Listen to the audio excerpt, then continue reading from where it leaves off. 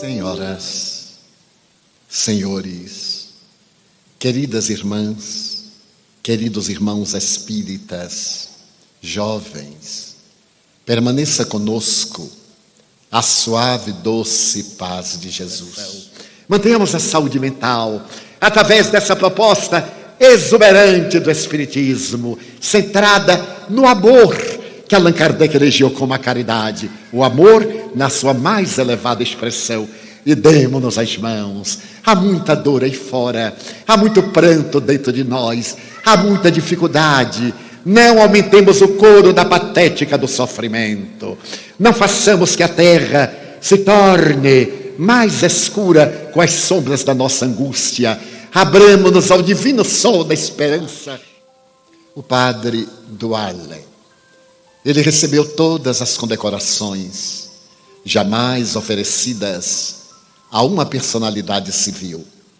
O padre Duarle permanecia no campo de batalha durante os dias mais tenebrosos da guerra, confortando aqueles que eram vítimas da tragédia, da luta e da crueldade humana.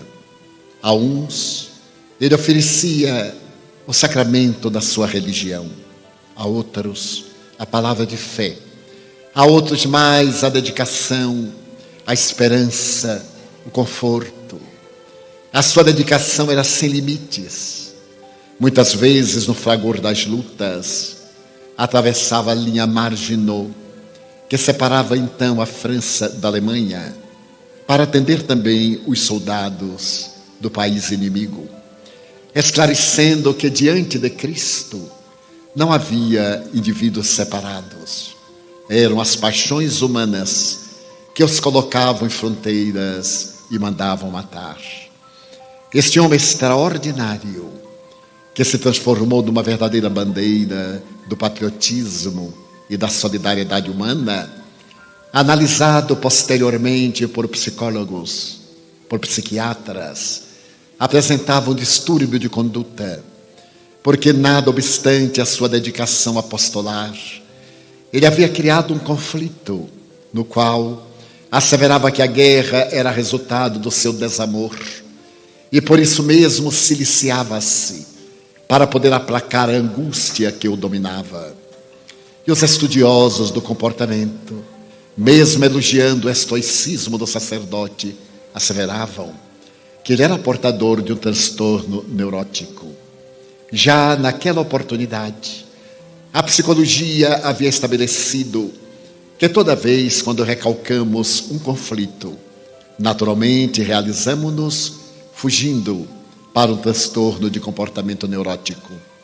Seguindo a tradição do padre Duarle, esses mesmos estudiosos do comportamento analisaram a vida de um dos amigos de Goethe, um jovem chamado Grimm. Ele se houvera apaixonado por uma bailarina e desejava com ela consorciar-se. Não logrando o êxito no seu desejo, ele mudou de comportamento. Voltou para casa, amargurado e triste. Trancou-se no quarto e durante vários meses ele penetrou numa profunda depressão. Naquela época, através de um transtorno muito perverso. E compreenderam os psicólogos e os psiquiatras que aquela ansiedade não atendida fez que ele viajasse para dentro e abandonasse o significado da vida. Mas de forma equivalente, estudando a vida de Franz Liszt, eles constataram que o notável compositor romântico, quando contava 17 anos, estava visivelmente apaixonado por uma jovem. Propôs-lhe casamento, mas o genitor havia desejado para a filha um destino muito melhor do que de um músico e naturalmente negou a Liszt a mão da sua ambicionada. O jovem compositor desejou então receber ordens religiosas. Procurou seu pastor e falou-lhe que desejava entregar a sua vida a Cristo. Mas o seu pastor e confessor, que era um homem sábio, percebeu que não se tratava de uma realidade legítima, mas de uma fuga psicológica, e negou-lhe a atender o pedido, e ele foi para casa, e durante 1 ano esteve deitado com os olhos fixos na parede, negando-se alimentação, qualquer uma forma de vida, até que um dia a sua genitora abriu inadvertidamente a janela, um jorro de luz adentrou-se pelo quarto, ele pareceu despertar e recuperou a sanidade mental. O mundo perdeu naturalmente um apaixonado, mas ganhou um excelente compositor. Seguindo essa tradição, esses psicólogos estudaram a vida de um notável filósofo francês. Este homem havia compreendido a necessidade de criar uma filosofia nova, exatamente naquele período quando as religiões não dispunham de recursos para atender às criaturas humanas, como seria de esperar-se. E Auguste Comte apresentou a bandeira do positivismo. Ele asseverava que era necessário uma religião para uma humanidade, mas uma religião sem dogmas, uma religião que tivesse os seus fundamentos nos deveres para com a humanidade, toda ela centrada na experiência de laboratório. O notável professor Hippolyte Léon Denisard Rivail aderiu, como outros intelectuais, a essa proposta filosófica de Auguste Comte. E a sua doutrina era tão bela, tão bem fundamentada, porque ele dizia que se a vida depois da vida, uma existência digna, será coroada pelo bem. E se não há vida depois da vida, uma existência digna já é o prêmio pela própria vida. Desta maneira, ele contribuiu grandemente para o pensamento filosófico e estoico da humanidade no século XIX, quando, por ocasião da proclamação da República Brasileira, esses homens notáveis elegeram um pensamento positivista para ser o lábaro da nossa bandeira: ordem e progresso. As 3 palavras pertencem ao pensamento profundo deste homem extraordinário. Apesar do seu cepticismo religioso, quando desencarnou a sua noiva Clotilde Devaux, ele entrou num estado especial de mística, e antes de apresentar as suas aulas aos discípulos, que eram muitos em Paris e no mundo, ele colocava defronte daqueles discípulos fascinados a cadeira de braços na qual sentou-se Clotilde Devaux e recitava mantras, jaculatórias, estabelecendo o verdadeiro ritual em homenagem à noiva desencarnada e criando de alguma forma um rito de natureza religiosa, ele que combatia as doutrinas religiosas vigentes. E os estudiosos do comportamento logo estabeleceram que Auguste Comte, apesar da inteligência brilhante da proposta filosófica, era portador de um transtorno neurótico. Mas a relação é quase infindável, porque no fim do século XIX, celebrizou-se na Itália uma jovem mística que passou a ser denominada como a Santa Estática de Caldara, a cidade que ela vivia.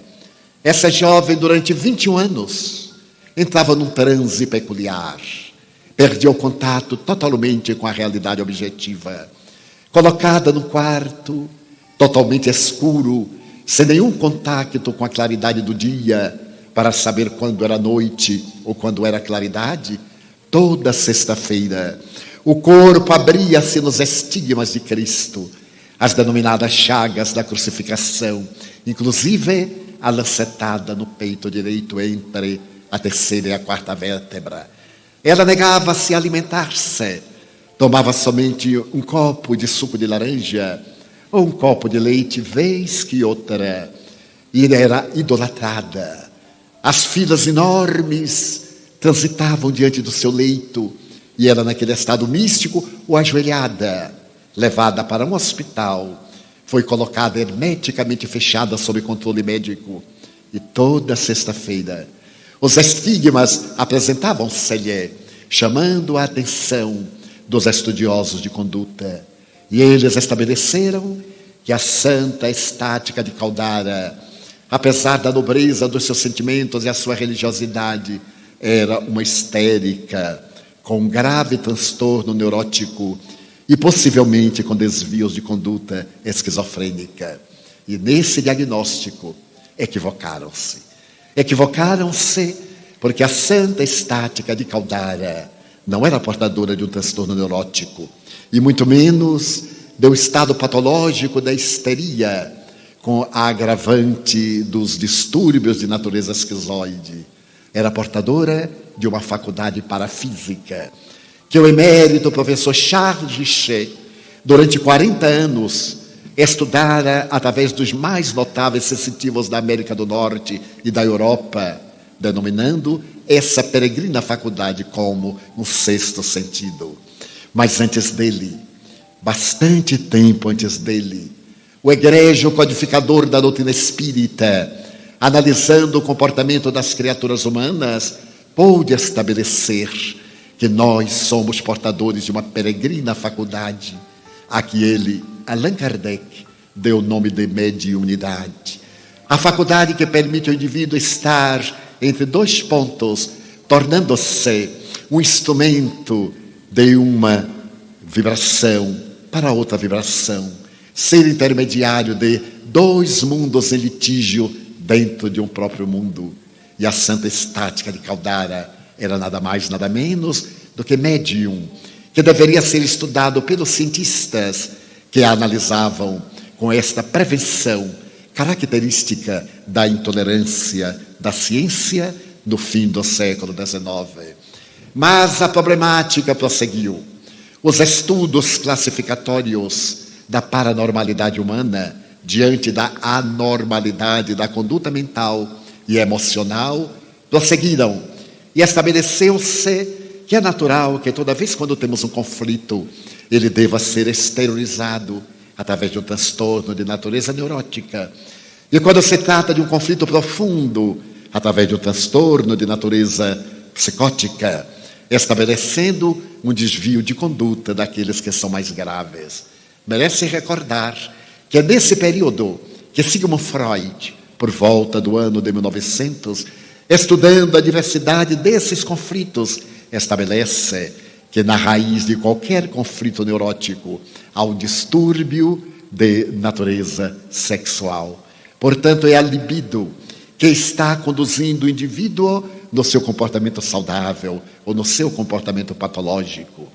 Mas nesse mesmo ano, Freud publica uma obra que ficará célebre sob o nome de Melancolia.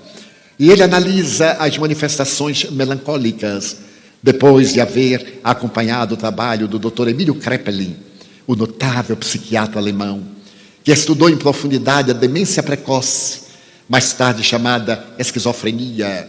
Freud fascina-se com o trabalho da diagnose da esquizofrenia e vai estudar esse transtorno que afeta o número imenso da sociedade odierna, como já então, no ano de 1900, com a denominação de melancolia. E explica o pai da psicanálise que a melancolia é um fenômeno normal na vida de todos nós. A própria alegria deve passar periodicamente por uma fase de tristeza. Manter a normalidade da conduta emocional não é estar sempre sorrindo, distante da responsabilidade ou do sofrimento. A tristeza, a melancolia, faz parte do nosso dia a dia. No entanto, se essa melancolia se prolonga por mais de 4 semanas, ela se torna patológica, sendo necessário receber a terapêutica especializada. E então Freud examina que essa melancolia invariavelmente é resultado da perda, a perda de um emprego, a perda de um objeto de estimação, a perda de um relacionamento, a perda de alguém quando morre. E não concordamos com o notável pai da psicanálise, porque as pessoas que morrem, desencarnam, falecem, não são perdidas. A morte é uma ceifadora tão desagradável que nós procuramos algumas definições para mascará-la, como asseverou com propriedade a doutora Elizabeth Kübler-Ross, a notável criadora da tanatologia, a doutrina que estuda o fenômeno da morte. Essa notável suíça naturalizado americano, que dedicou 40 anos da sua vida de psiquiatra, desde Chicago, às experiências por todos os Estados Unidos, dizia que o americano comum tem pavor à morte. E ele procura mascarar a morte, maquilando aquele que desencarnou, fazendo uma recepção depois do sepultamento, procurando retardar o próprio sepultamento ou a cremação do cadáver, porque a morte não deve fazer parte da vida. E ela procura demitizar a morte, dizendo que é um fenômeno biológico, inevitável, talvez repetindo Freud, quando o indivíduo nasce, já nasce condenado a morrer. É então inevitável o fenômeno da morte. Mas nós, mesmo aqueles vinculados a doutrinas religiosas e alguns ao espiritismo, detestam a morte. Essa maravilhosa ceifadora que nos vem libertar muitas vezes da carga pesada das enfermidades irreversíveis, dos transtornos profundos, das síndromes devastadoras, como o parkinsonismo, Alzheimer, ou os distúrbios profundos da personalidade e do comportamento mental. Então a morte é uma benfeitora da vida, mesmo porque o Espiritismo, na sua missão gloriosa, matou a morte. E ela deixou de ter uma vigência, porque se transformou num passaporte para a vida. Morrer, de maneira nenhuma, é aniquilar-se. É somente perder a indumentária, o escafandro material de que necessitamos para a vilegiatura no meio das criaturas humanas. Coube ao Espiritismo a grandiosa tarefa de demonstrar que a vida é única. No corpo ou fora do corpo, estamos sempre na vida, vestindo-nos de carne para as existências materiais, isto sim, que são várias. Por isso dizia o apóstolo Paulo, a vida é única e depois da morte vem o julgamento. Toda vez que a persona morre, graças ao fenômeno biológico da desencarnação, a consciência desperta, vem o julgamento da personalidade e o indivíduo que continua a sua trajetória na grande viagem na busca da perfeição. Então Freud equivocou-se ao dizer que a morte é uma perda, mas de tal forma estamos vinculados a este conceito de perda, que muitas vezes acercam-se de mim pessoas angustiadas e me dizem, seu Divaldo, eu perdi meu pai, eu perdi meu filho. E eu pergunto, mas perdeu aonde? Pergunto. E eles dizem, não, morreu. Eu digo, isso sim, é outra coisa. Nós perdemos óculos, telefone celular, perdemos chaves. Pessoas não se perdem, pessoas desencarnam depois de realizar a sua tarefa na jornada terrestre. Então Freud estabeleceu as características daquilo que era chamado então psicose maníaco depressiva, e que mais tarde eu estudo mais profundo do que era então considerado como neurose, psicose, e os estudiosos constataram que a psique não adoece, como também os nervos não adoecem, são transtornos de conduta neurótica, transtornos de conduta psicótica, abrindo espaço para, na atualidade, uma análise profunda da depressão. Vivemos, como estabelece a Organização Mundial de Saúde, o momento da depressão. Os últimos 25 anos são um quarto de século da depressão. Em uma obra publicada nos Estados Unidos, intitulada O Demônio do Meio-Dia, o seu autor, um depressivo crônico, Solomon, que é um grande e notável jornalista do The New York Times, analisa que 50 milhões de norte-americanos, por volta do ano 2000, eram portadores de transtorno neurótico profundo, de depressão. E que depois do atentado de 11 de setembro, mais de 10 milhões entrariam no mesmo transtorno depressivo até o ano 2010. Então as estatísticas revelam que a depressão tornou-se de natureza pandêmica. Mas qual a razão? Porque a ciência e a tecnologia de ponta, os avanços notáveis da inteligência e da tecnologia não conseguiram deter essa devastadora manifestação de natureza psicológica que nos aturde, que nos infelicita, que nos inquieta. Então, os estudiosos dizem que a depressão, como qualquer transtorno, tem causas profundas, particularmente na hereditariedade. Quando alguém descende do indivíduo que padeceu ou padece do transtorno de natureza depressiva, ele tem 30% de probabilidades de ser depressivo também. Mas se por acaso ambos os cônjuges, os pais, são depressivos, logo sobe a probabilidade para 70% de possibilidades de um indivíduo ser depressivo por sua vez. Então essa estatística já nos leva à busca de uma psicoterapia preventiva, de procurar libertar-nos quase que dessa marca de natureza genética que nos vai empurrar para o poço da depressão. Também estabeleceram outros valores, aqueles de natureza endógena, além da hereditariedade, as enfermidades infecto-contagiosas, a tuberculose, a sífilis, a AIDS, a hanseníase, ou as sequelas dessas enfermidades de natureza infecto-contagiosa, proporcionando-nos, pelo choque da doença e pela falta de perspectiva da recuperação da saúde, mergulhar no abismo profundo da depressão. Mas existem outros fatores de natureza exógena, os fatores psicossociais, os fatores socioeconômicos, os fatores da afetividade. Por esta razão, denomina-se hoje este transtorno depressivo como de natureza afetiva, transtorno bipolar da afetividade, em que o indivíduo perde o contato com a realidade. E os estudos profundos da moderna neurociência vai explicar o que ocorre com o nosso organismo, principalmente com os nossos neurônios cerebrais. Por volta de 1950, os neurologistas haviam estabelecido que nós possuíamos aproximadamente 5 bilhões de neurônios cerebrais. O neurônio cerebral é essa célula nervosa, como todos sabemos, encarregada das sinapses, das neurocomunicações. E ele é tão delicado, o neurônio tem uma vida também relativamente breve. Cada dia, desde quando o indivíduo nasce, morrem 15 mil neurônios cerebrais.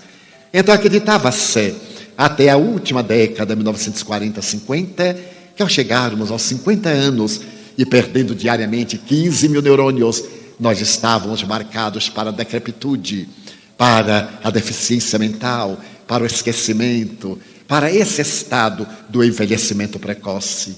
Eu me recordo, nascido numa cidade do interior da Bahia, que pessoas de 50 anos, 55 anos eram velhas. Isto quando eu era jovem, porque eles acreditavam que sim, não tinham mais a capacidade para nada, não podiam estudar, porque não tinham neurônios, estavam velhos. As mulheres também, logo depois do climatério, pegavam agulhas de crochê e de tricô e iam trabalhar na vida alheia, na ociosidade, esquecidas de que a vida é tua logo depois dos fenômenos típicos da andropausa, da menopausa. Mas logo depois, com o advento dos microscópios eletrônicos, as neurociências nascendo estabeleceram que nós possuíamos aproximadamente 50 bilhões de neurônios. E mesmo aqueles neurônios que morriam 15 mil por dia não faziam falta nenhuma, porque esta célula especial é portadora de uma cauda, o axônio. E esse axônio, quando é estimulado, quando o neurônio é estimulado pela mente, porque não é o cérebro que produz o pensamento, o cérebro é a organização fisiológica que decodifica o pensamento, a mente, que nele se cedia, mas que não é da sua autoria. Se nós conseguirmos manter uma vida mental ativa, é claro que os neurônios que sobrevivem através daquela cauda apresentam uma dendrite. É uma palavra grega que significa ramo, árvore. E essa ramificação ajuda nas neurocomunicações, nas sinapses cerebrais. Então o envelhecimento não era por falta de neurônio, mas era por preguiça mental. As pessoas iam deixando-se acomodar. Aos 60 anos consideravam-se velhas. haviam perdido a garra, o desejo de lutar, de construir, e isso lhes produzia, naturalmente, a perda da vitalidade. Os neurônios perdiam a habilidade da comunicação. Quando ocorreu um fenômeno curioso, nos anos 70, agora as neurociências já estavam procurando na neurologia um campo específico. E os cientistas estabeleceram que nós possuíamos entre 70 bilhões e 75 bilhões de neurônios cerebrais. Necessitávamos somente de acioná-los, de fazê-los vibrar. E a idade mental passou para os 60 anos, para os 65 anos. Logo depois, na década 1990, 2000, a neurociência exigiu praticamente do presidente dos Estados Unidos que decretasse aquela década como a década do cérebro, porque a grande máquina cerebral estava praticamente toda decodificada e a ciência havia constatado que nós éramos portadores de aproximadamente 100 bilhões de neurônios. Mas houve um dado muito peculiar. Descobriram os neurocientistas que nós, os homens, temos alguns bilhões de neurônios mais do que as mulheres. Não era uma questão de machismo, era uma questão neuronal. Mas logo constataram que, apesar dessa produção muito grandiosa, esses bilhões excedentes não tinham função nenhuma. Era uma espécie de reserva para o futuro da humanidade. Então, a idade mental passou para os 75 anos para a mulher, que é fraca, e para o homem, que é forte, 70 anos. Bem, é claro que eu sou uma exceção. Eu estou com 82 anos e eu tenho a impressão que o computador do reino dos céus não está funcionando muito bem e que eu fui deletado, graças a Deus. Fui deixado à margem e espero que muita gente passe na minha frente nesta fila grandiosa. Eu cedo lugar a qualquer precipitado, sem nenhuma contrariedade.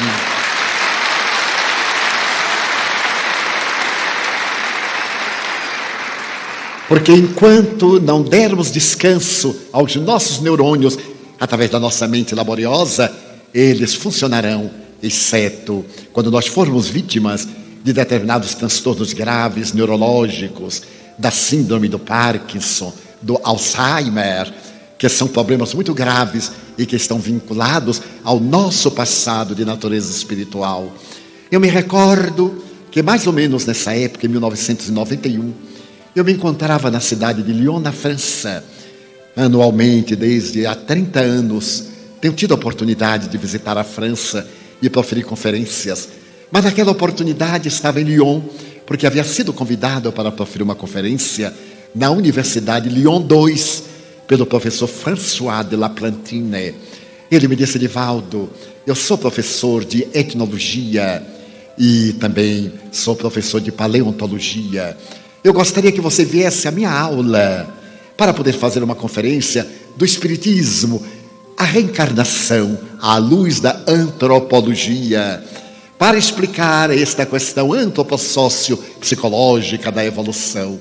E eu aceitei. Quando ele falou que era uma universidade de terceira idade, eu não tinha ideia exatamente. E com a minha tradutora ao francês, uma brasileira do Rio de Janeiro, Madame Beaumartin, Cláudia Beaumartin, a mais notável tradutora que existe, porque Cláudia vive em Paris há mais de 30 anos, é espírita militante, e ela é uma tradutora para mim tão notável que ela me traduz antes de eu falar. É curioso. Eu, por exemplo, vou citar uma frase de Allan Kardec, começo e paro para ela traduzir, e ela então traduz a frase inteira. Eu digo: mas eu ainda não falei, Cláudia, mas eu já traduzi. Eu tenho que ir adiante. E fomos à aula de antropologia e de etnologia do professor de Laplantine. E quando eu li o auditório, isto há 19 anos, eu era um enfant gâté.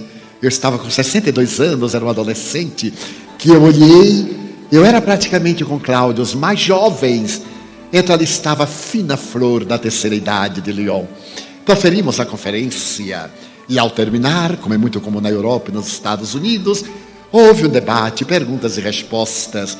E 2 horas depois, ao encerrar-se, veio um grupo de pessoas para dialogar conosco. E jamais me esquecerei de uma senhora francesa típica.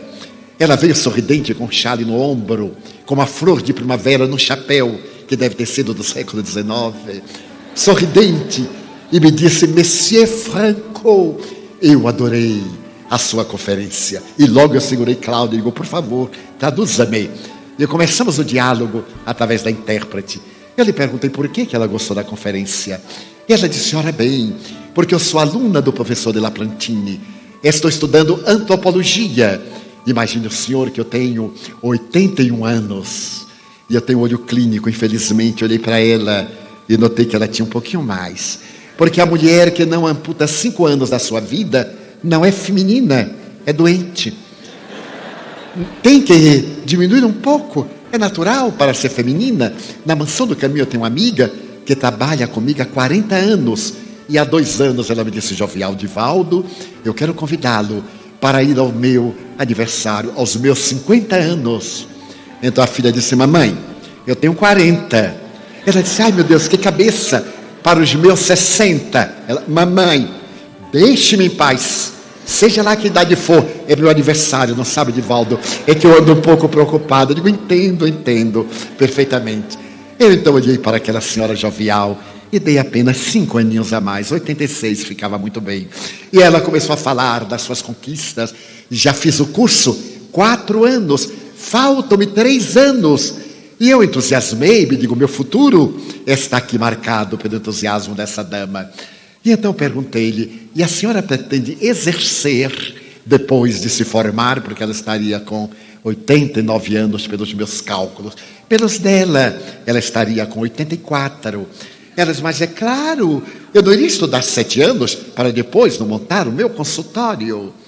E percebendo o entusiasmo, eu perguntei: vamos imaginar uma coisa absurda, que certamente não vai acontecer, mas da lei da probabilidade, vamos imaginar a possibilidade.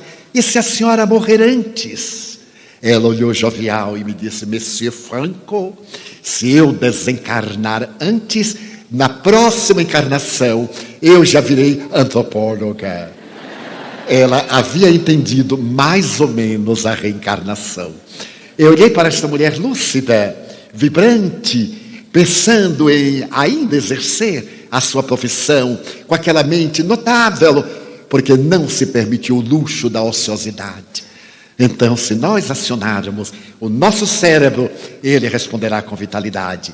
Porque os cientistas descobriram que a depressão, em particular, é resultado da carência de neuropeptídeos, aquela substância que se encarrega das neurocomunicações, que são de natureza eletroquímica.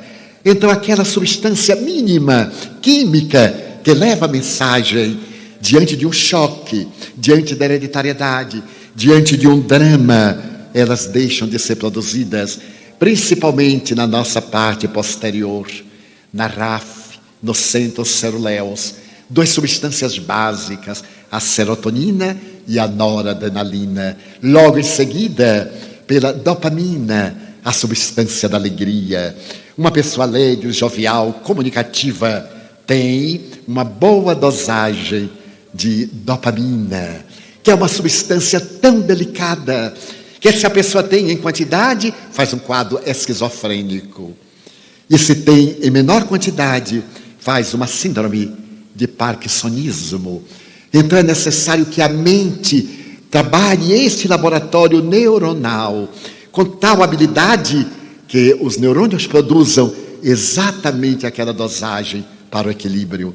Então a farmacologia veio em amparo dos portadores do transtorno depressivo e estabeleceu que através de produtos elaborados, de produtos quimicamente trabalhados em laboratórios, podia-se driblar o neurônio cerebral através de substâncias barbitúricas que, absorvidas sob orientação psiquiátrica, vão forrar o neurônio e naturalmente produzir a neurocomunicação, mandar a mensagem de um para outro neurônio, naturalmente mudando o nosso humor, mudando a nossa manifestação nervosa, criando um ligeiro condicionamento, muitas vezes um ligeiro tremor, que faz parte da alteração química que o cérebro está experimentando para adquirir a normalidade. E em breve, a depressão, que se apresentava de natureza pandêmica, como hoje se apresenta,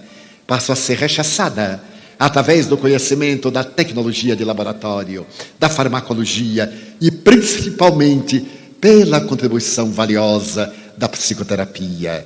Esta terapia que tem por base essencial o sentido da vida.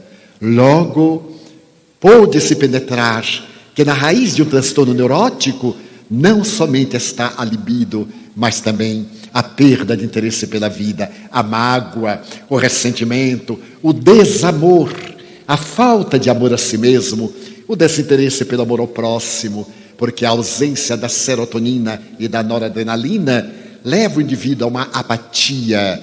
Ele perde a afetividade, desinteressa-se, o que produz uma grande angústia nos membros da sua família, principalmente daqueles da afetividade. Não parece mais o mesmo, não é mais o mesmo. Não me olha mais com aquela mesma afetividade. Não. A afetividade é resultado da sua manifestação por essas substâncias dos neurônios. Como estão em carência, o indivíduo perde o elan pela vida, então necessita inegavelmente de tratamento psiquiátrico. Mas nós, latino-americanos e brasileiros, detestamos psiquiatras, detestamos neuropsiquiatras, detestamos psicoterapeutas. Muitas vezes a pessoa vem até mim e fica insinuando tratar-se de um problema espiritual. E eu percebo que se trata de um problema de natureza neurótica, fácil de recuperação. E digo suavemente, eu sugiro que você faça terapia espírita, sem dúvida, mas que procure também um psicólogo ou um psiquiatra. Vou falando de mansinho e a pessoa me olha com certa ira e diz, mas você acha que eu sou louco? Eu digo, não, mas vai ficar. Se não for ao médico, vai ficar. Então é uma terapia preventiva. Graças à doutrina espírita, essas problemáticas dos transtornos neuróticos e psicóticos podem ser perfeitamente solucionados. Porque, em verdade, como constatou a Organização Mundial de Saúde, não existem doenças, existem doentes. Meu Deus, é uma tese espírita. Doente é o espírito que, face à sua anterioridade, à sua sementeira, ele colhe os frutos amargos, os frutos insossos, ou os frutos opimos da sua sementeira do passado. Então nós somos o que fizemos de nós, coube ao Espiritismo, particularmente ao egrégio codificador, colocar entre aquelas psicogêneses dos transtornos que nos levam a comportamentos alienantes, um mais, que é o de natureza espiritual. Somos espíritos doentes e, como é natural, trazendo a sensibilidade mediúnica, nós sintonizamos com aqueles que fazem parte da nossa equipe vibratória, os que nos são afins. Só existem doenças porque o espírito é doente. Daí a necessidade de tratar a doença na sua causa, trabalhando-se pela transformação moral do paciente para melhor. É fascinante notar-se que nos últimos 10 anos, os modernos psicoterapeutas americanos, alemães em particular, ingleses, estão adotando amor-terapia como solução para os graves problemas da criatura humana. A descoberta do evangelho-terapia, o indivíduo mergulhar o seu pensamento nas palavras de Jesus, o mais notável psicoterapeuta da humanidade, conforme classificado pela eminente psicanalista alemã, a doutora Hannah Wolff, que foi considerada no século XX a mais notável psicanalista depois de Anna Freud, a filha de Sigmund Freud. A doutora Wolff dizia que Jesus olhava o paciente e penetrava-lhe a causa da enfermidade. Ele não realizava uma análise, ele não recorria aos sonhos, ao inconsciente profundo do indivíduo para encontrar o fator que levava esse indivíduo ao desequilíbrio. Ele logo via a criatura. E por isso mesmo, ele, antes de realizar qualquer fenômeno curativo, perguntava ao doente: tu crês que eu te posso curar? E o doente dizia: claro. A pergunta parece desnecessária, mas ela era psicoterapêutica, porque há muitos doentes que não se querem curar, que usam a doença como instrumento de autorrealização. Os seus conflitos profundos, o seu conflito de inferioridade, o seu complexo, o seu transtorno masoquista faz que ele sinta-se bem afligindo as criaturas que são amadas. E por isso mesmo ele recusa-se à terapêutica que ele pode dar à saúde. Então Jesus fazia sempre uma dessas duas interrogações: queres que eu te cure? Claro que eu quero. E naquele momento, quando ele dizia claro que eu quero, ou eu sei que tu me podes curar, já começava a autocura, porque os seus neurônios começavam a produzir serotonina, noradrenalina, dopamina, por uma mudança de natureza mental. Logo havia uma transformação interior, e isso foi estudado profundamente na Universidade de Harvard, por dois grandes físicos quânticos, que se deram conta que toda vez que o indivíduo ama, que o indivíduo perdoa, que ele não carrega o lixo mental do ressentimento, o seu cérebro, às semelhanças dos 64 neuropeptídeos já classificados, produz determinadas ondas vibratórias semelhantes ao fóton. E como o fóton tem a peculiaridade de aglutinar moléculas, ele é absorvido pelo sistema nervoso central, que encaminha essa energia ao sistema de glândulas endócrinas e a exterioriza através do aparelho imunológico, proporcionando saúde. Então, amar proporciona saúde. Não é uma questão religiosa, é uma questão médica. Não se trata agora de qualquer colocação teológica, nem de virtude teologal. O amor é psicoterapêutico. Há agora um estudo profundo pelo Dr. Greg Hagen a respeito do amor como ciência, a ciência e a arte de amar para tornar a vida digna.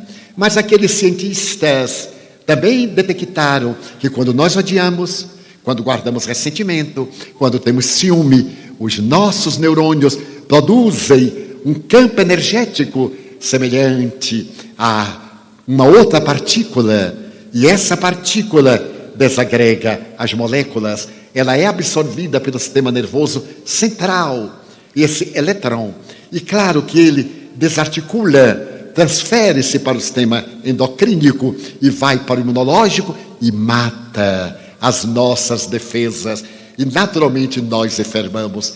Qual é então a melhor proposta para uma vida saudável? Amar. Não guardar ressentimento, não carregar lixo mental, abrir-se ao amor como a flor de lótus, suavemente aos cálidos beijos do sol da primavera.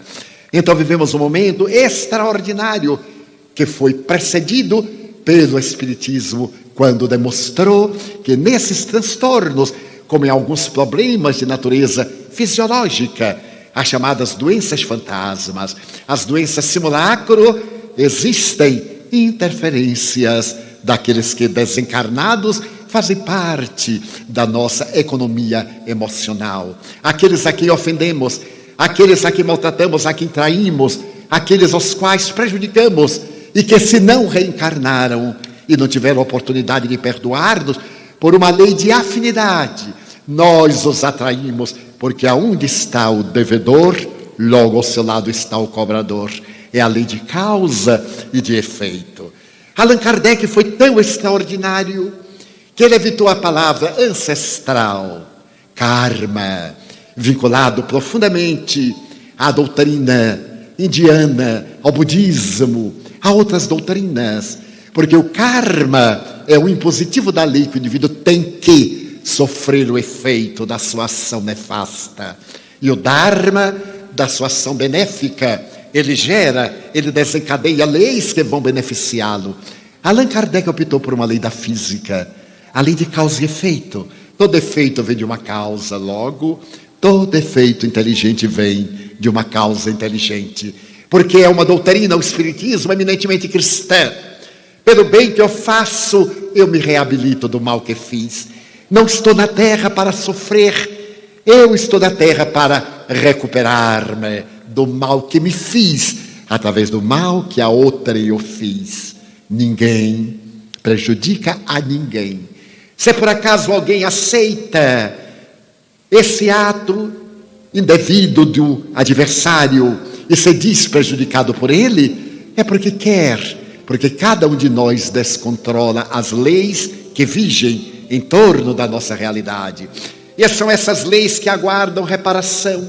O bem que nós fazemos anula aquele mal que nós fizemos, e as leis reorganizam-se, entram em equilíbrio. Por isso que o perdão é essencial. Se alguém me fez um mal, eu perdoo, porque o problema é dele. Se eu o perdoo, ele prossegue devendo, só que eu não me faço o seu cobrador.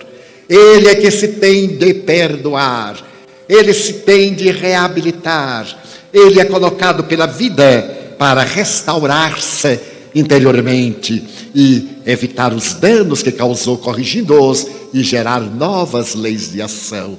É a lei do amor funcionando além da lei de justiça, através da lei de misericórdia.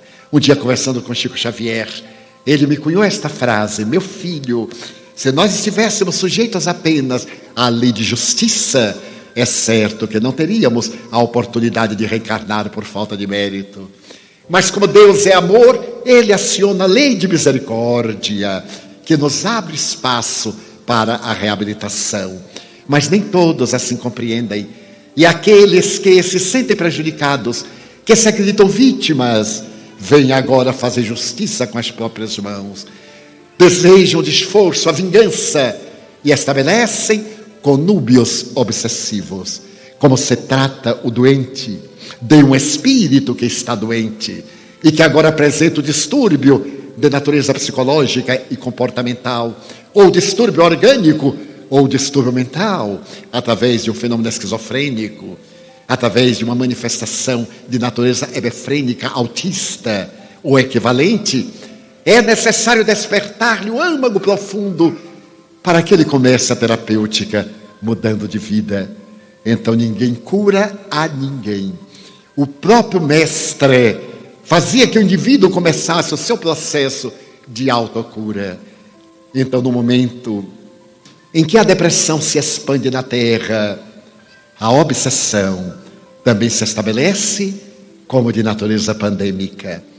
Allan Kardec, em A Gênese, faz uma análise que é perfeitamente atual.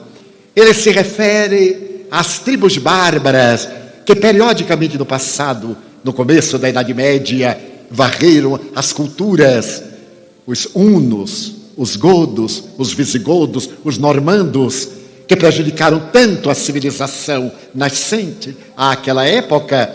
Na atualidade, hordas de espíritos, em face da nossa conduta permissiva, da nossa conduta chula e vulgar, da perda dos valores éticos, de uma notável tecnologia, sem um sentimento de amor e de respeito pela vida, que corresponda ao mesmo padrão, atraímos essas entidades igualmente desequilibradas, que se nos acercam e começam a fazer o estabelecimento do campo mental por intermédio da hipnose, por intermédio da transmissão das ideias pessimistas, pela perda do sentido da vida ou pela busca afanosa do prazer. Atiramos-nos ao prazer como se ele fosse desaparecer e ficamos ansiosos.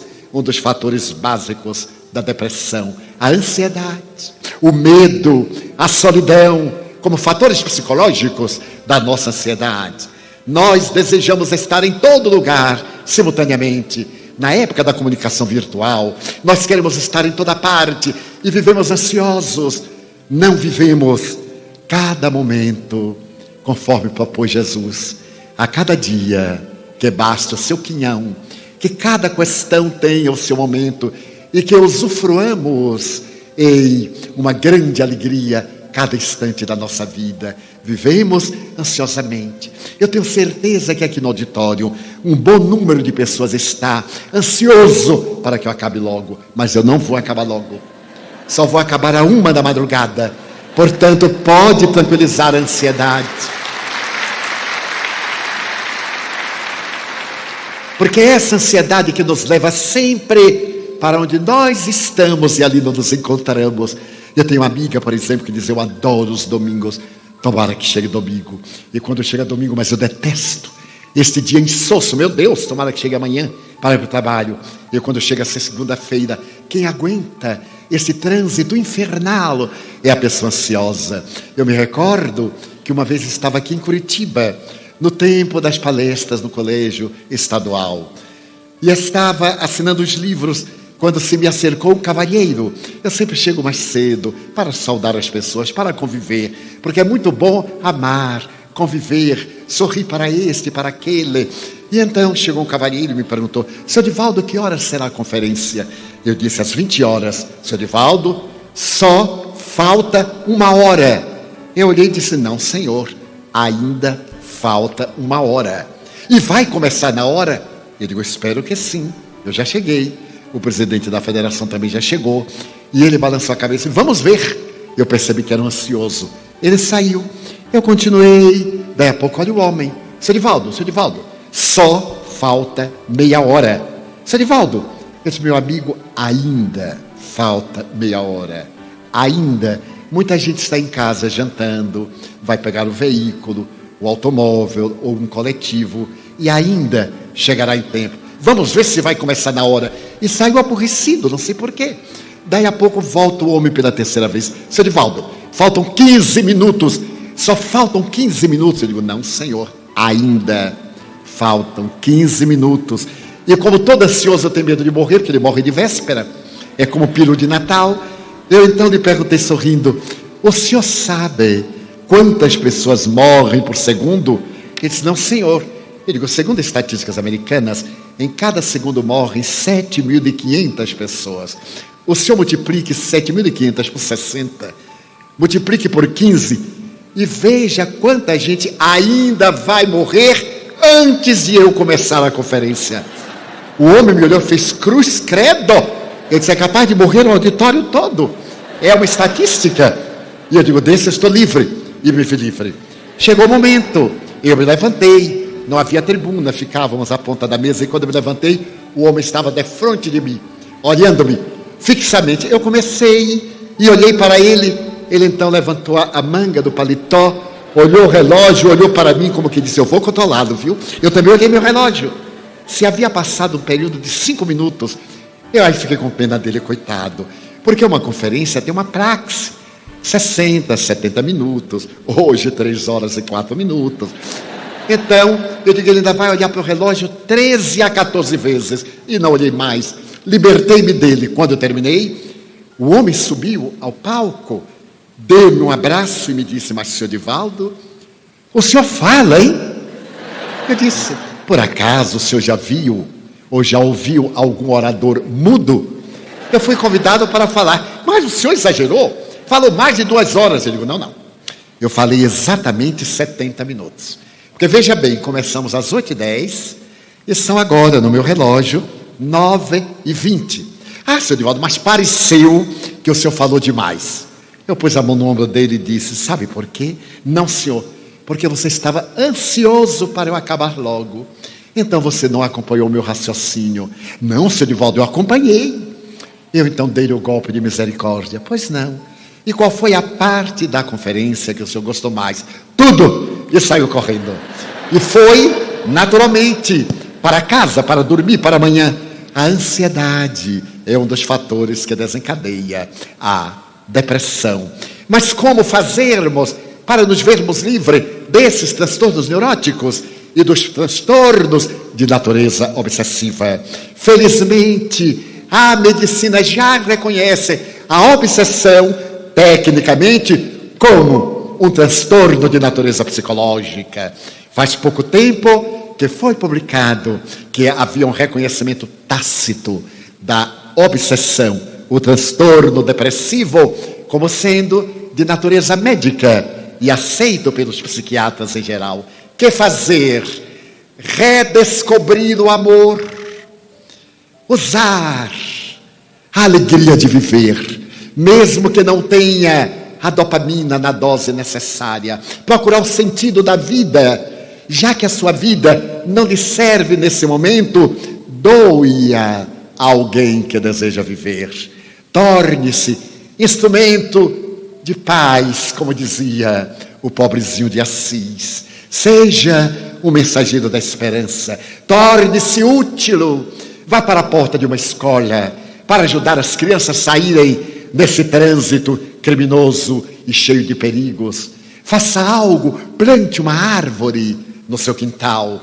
E já que vai plantar uma árvore, que seja frutífera, para dar sombra, para dar lenho, para dar flores, para dar frutos. Sorria para alguém, diga uma palavra generosa, redescubra a beleza do sol.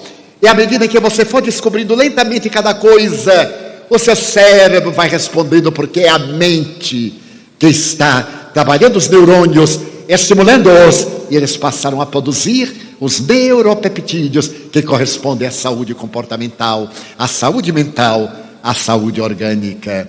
E logo depois, quando você acabar de descobrir o amor, exalte a vida, ore a Deus. Diariamente eu abro a janela do meu quarto quando desperto e digo: meu Deus, muito obrigado.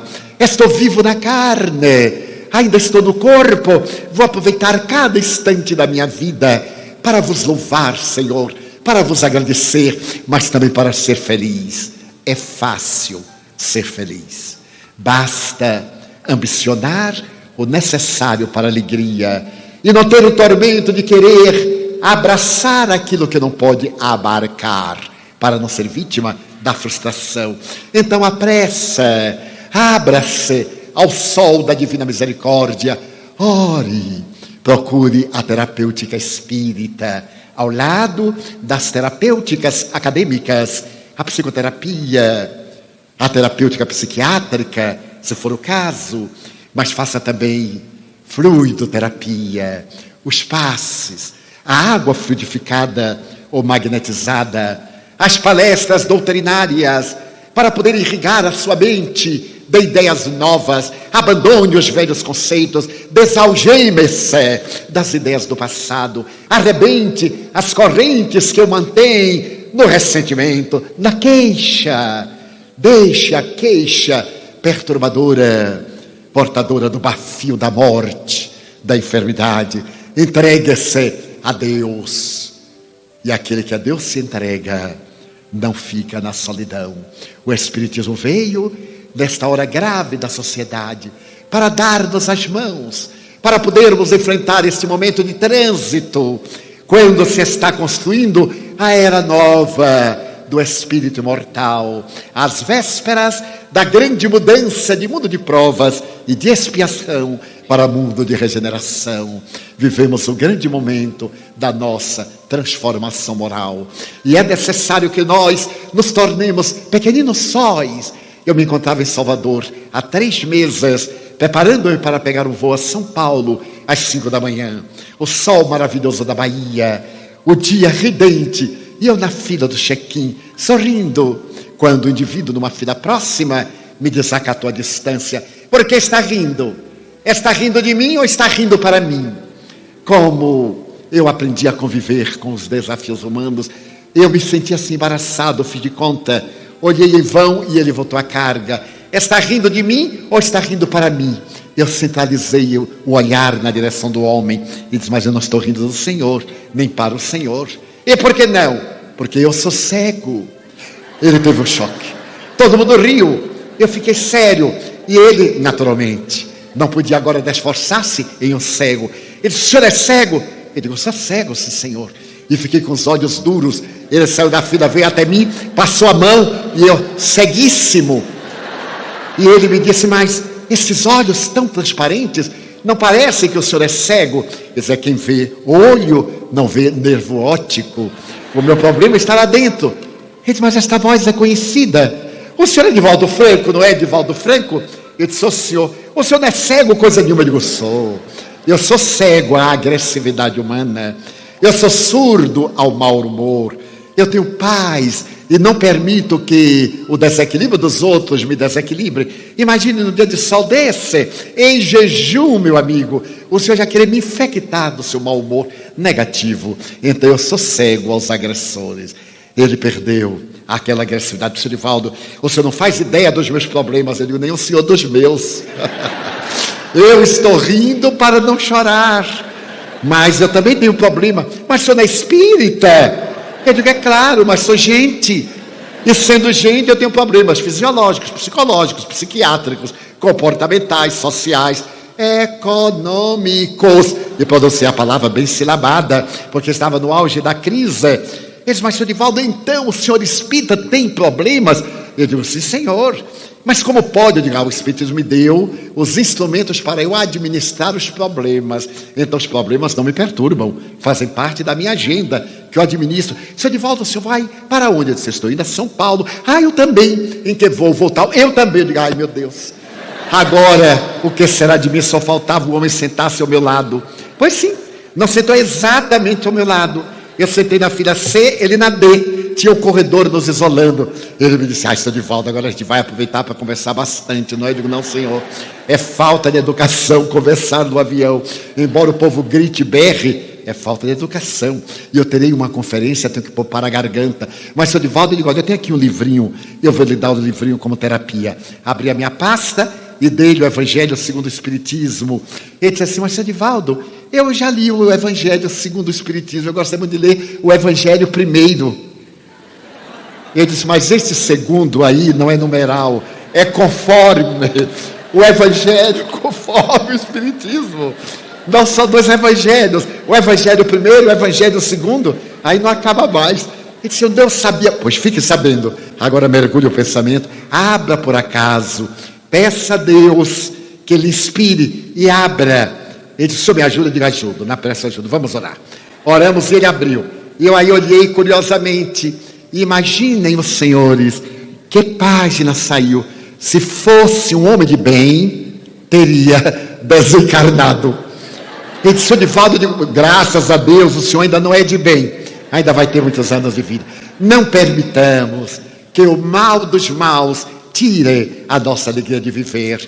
Então, aqueles estudiosos, psicólogos, psiquiatras, que examinaram o padre Duale, o amigo Grimm de Goethe, que estudaram o comportamento de Franz Liszt, as experiências notáveis de Augusto Comte, a santa estática de Caldara, hoje eles irão dizer que, como fator psicogênico da depressão e dos transtornos, a mediunidade abre a porta para a obsessão.